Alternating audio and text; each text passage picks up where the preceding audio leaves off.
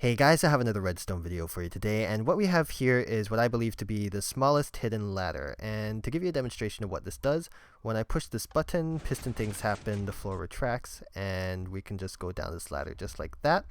And before we continue too much with this video, I would like to spoil it a little bit because hopefully within the next couple of days, I'll be releasing my fully seamless version of this creation, and believe it or not, it's only 8 blocks larger than this one. So if you think seamlessness is important enough, then you should close this tab immediately and spam the refresh button on your subscriptions page. But if you would like to learn how to build this one, then stick around because this is still a really solid design.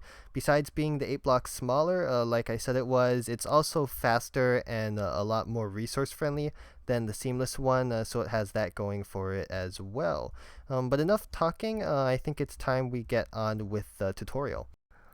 Alright, so first things first, once you find where you want your hidden ladder to be hidden, then go 2 blocks diagonal from that floor block like that, and then place a sticky piston there, and then also another sticky piston to the right of that, and that will be contributing to the block swapper. Now in this block swapper, instead of swapping a regular block, what we're going to be doing is we're going to be swapping a sticky piston, and that sticky piston is going to be retracting and pushing out that floor block that covers that ladder there.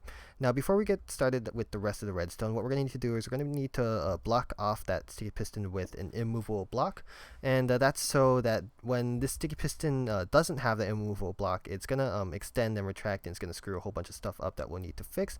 So to prevent that from happening, just place your block there now, and that could be like a furnace or obsidian or anything that cannot be moved by a piston.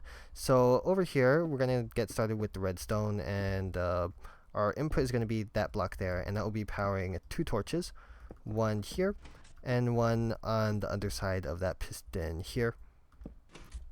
And then these dust will also be powering 2 droppers, and these droppers form a monostable that gives a really short pulse, and we're going to be using that pulse to one tick that floor piston once it gets swapped up to that position. Now from this comparator, we're going to be powering a bunch of torches, so a torch there, a torch on that side to power that block swapping piston there, and then finally the torch that one ticks the piston once it gets swapped up into floor position there.